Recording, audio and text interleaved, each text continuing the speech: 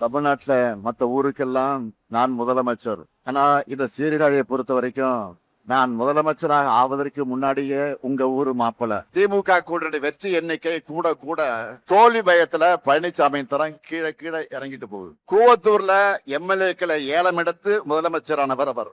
அந்த பதவியில இருக்க தகுதியே இல்லைன்னு சொல்லி நீங்க எல்லாம் தோக்கடிச்சீங்க. இப்ப அவரே முதலமைச்சரா மட்டும் இல்ல, எதிர்கட்சி தலைவராக இருக்கவும் தனக்கு தகுதி இல்லை என்பதை போல நடந்து கொள்கிறார்.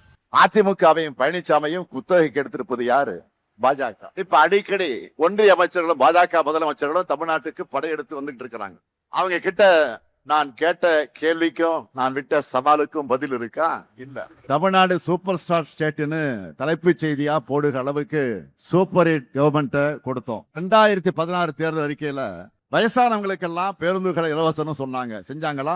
திமுக பொறுத்த வரைக்கும் சொன்னதை செய்கிற ஹிஸ்டரிய, அந்த கெப்பாசிட்டிய நம்ம கிட்ட மட்டும்தான் இருக்கு. தமிழ்நாட்டுக்குன்னு எந்த திட்டத்தையும் அவங்க செஞ்சது கிடையாது. செய்யற வழக்கமான திட்டங்களை கூட எப்படியாவது உருப்படியா செய்யக்கூடாதுன்னு நினைக்கிறவங்க. டபுள் இன்ஜின் டப்பா இன்ஜின் சொல்லிக்கிட்டு டெல்லியோட ரிமோட் கண்ட்ரோலுக்கு ஆளுகிற அடிமைகள் தமிழ்நாட்டுல ஆளக்கூடாது.